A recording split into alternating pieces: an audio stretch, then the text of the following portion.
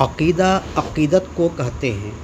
عقیدہ قائم کرنے کے لیے دلیل کی ضرورت نہیں ہے، بلکہ کسی کے عقیدہ کو باطل قرار دینے کے لیے دلیل کی ضرورت ہے۔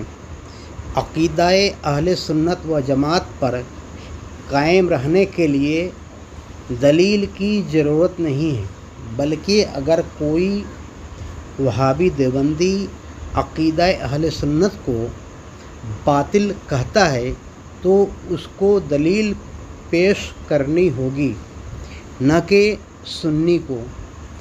مثلاً سنی کا عقیدہ ہے کہ رسول اکرم صلی اللہ علیہ وسلم ہم کو اپنی قبر انور سے من فضل اللہ دیکھتے ہیں اور میری بات سنتے بھی ہیں، اور اپنی قبر سے جہاں چاہتے ہیں جاتے بھی ہیں۔